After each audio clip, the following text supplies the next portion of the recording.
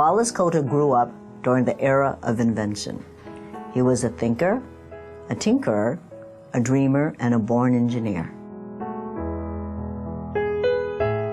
He will always be one of the great inventors, innovators, and entrepreneurs the world will never fully know. Now, 100 years after his birth and more than a decade after his death, this American original can teach us all lessons of loyalty, inspiration, tenacity, and spirit.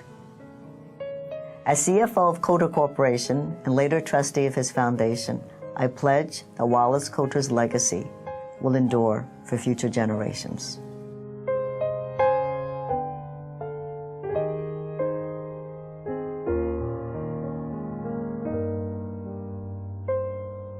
If in today's world, with all these smartphones and the iPads and everything else, if somebody said to you, a guy in Chicago has developed something that you pass a particle through a hole in a jewel in an electric field and it generates a pulse and we can tell how big it is, they'd probably say, what's the ball game score?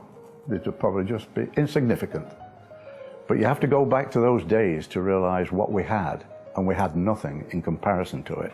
And it was monumental in its time. Wallace's inventions had a tremendous impact on healthcare and on the quality of life, really, for the world.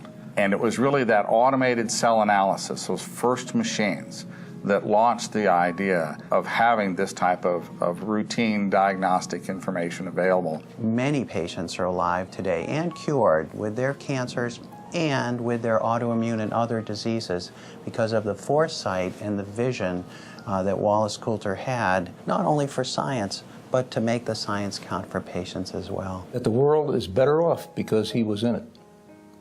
And I'm not simply talking about the thousands of employees that had their livelihood from the Coulter Corporation. I'm talking about the literally billions of people that have better health because of the things that came out of his head.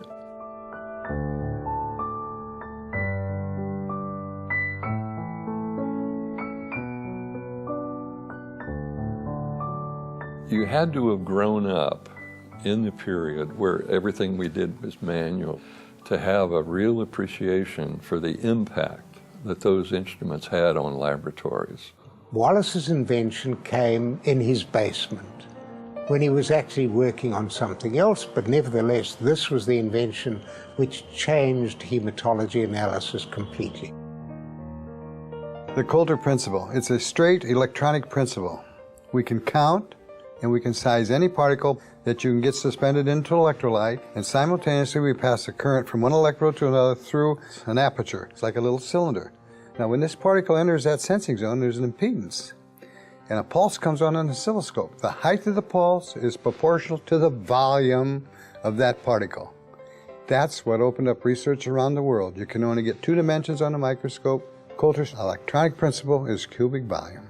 We can count and we can size, thanks to Wallace Coulter. This is one of the very simple inventions that was really a great breakthrough, and the impact just cannot be measured. It's almost like inventing the wheel, something that you couldn't dream doing without. It's an invention that keeps on giving, and Wallace should be very pleased to watch the fruits of his invention blossom throughout the world.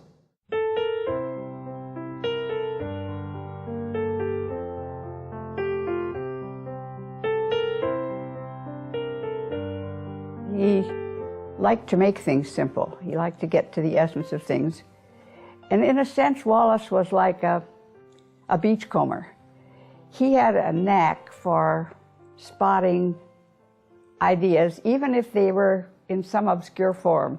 He was inventive, but I think his greatest gifts were seeing how to make an invention practically useful. Nowadays, we talk about personalized medicine. It's really the buzzword. It's the right medicine for the right patient at the right time. Because of Wallace Coulter's vision, personalized medicine really started several decades ago. because personalized medicine predicated upon the fingerprint of an individual patient's cancer was started because of his vision. I think the best way to think about it is it's a before and after Wallace Coulter, and the paradigm of treating and understanding disease was completely revolutionized as a result of his brilliance and his prescient forethought. You know, and you imagine the kids that have been diagnosed with leukemia, lymphoma, all right, the anemias, yeah, megaloblastic or iron deficiency, thalassemias, aplastic anemias, all of these things, we're all going through a Coulter counter. Not only in the biological end of the world, but what we call defined particle or industrial particles like pigment in paint for quality control, chocolate, moon dust that was counted on the Coulter counter, for instance. So the Coulter counter was just the beginning. It established the principles that a lot of other technology grew from, and that includes the flow cytometry. And the impact that that had is unbelievable, because I think that it was the beginning of the revolution in medical treatment. Wallace had a vision for what he wanted to accomplish, what he wanted to impact, and his vision was big. It was really big, and for as much as he accomplished, I doubt that he feels like he maybe got 10% of his vision in his lifetime, really. He wanted to bring something new continually, but even when he achieved that success, he didn't stop. He carried on. It was the next challenge, the next thing. And some challenges fail, some challenges succeed, but he would never stop.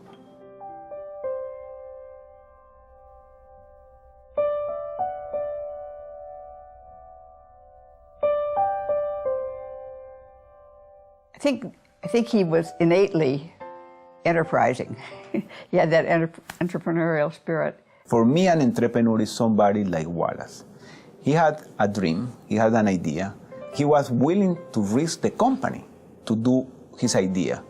Yes, he took risks, but he had such a great analytical mind that he took calculated risks and won most of the time. Wallace Coulter is probably a unique entrepreneur. I don't know too many who combine this excellent access to scientific knowledge combined with the ability to translate it into action. He was a prime example of someone who, in fact, made something from nothing. He didn't take technology that was already existing and tweak it and make it a little bit better and sell that. No, in fact, he invented product. All of those companies, which today has an important position in this field, they are all seeded by Wallace's innovation. And not only the technology, but the people. And they all go to all different companies. They carrying forward with Wallace's mission to help people's daily life. ウォルス・ヘンリー・コルタさんはいずれにしましても我々の業界においてもまさに先駆者でありますし。Wallace H. Coulter was a pioneer in the industry. He had tremendous insight and passion for technological advances as well as enthusiasm for business. It is something we admire regardless of our business relationship, whether we are competitors or not. So for us at Coulter, it was always about science serving humanity. And what does that mean? What that means is that at the end of the line, there is a patient. And that's what it's all about. I don't believe they were ever really interested in the money. I think they were interested in creating value. I guess we had to make money, but I do remember one conversation with Wallace one day about profit. And Wallace explained to me what profit was. He said profit is the very small difference between two very big numbers. You got the sense that the reason we were bringing dollars in was to invest those dollars back to carry things on, to go the next step, to get the next thing done.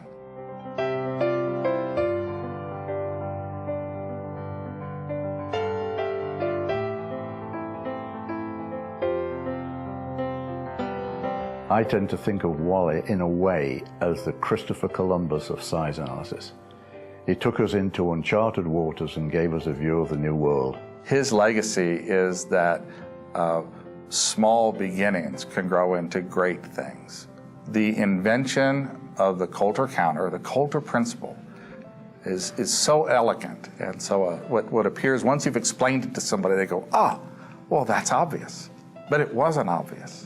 It's a very elegant solution to a very important problem. He clearly gave patients and caregivers alike the gift of hope and ultimately the gift of life, and there is no greater gift than that. Wallace's enduring legacy lives on in the people that he touched, taught, and inspired. All he ever wanted to do was to serve humanity, and he did.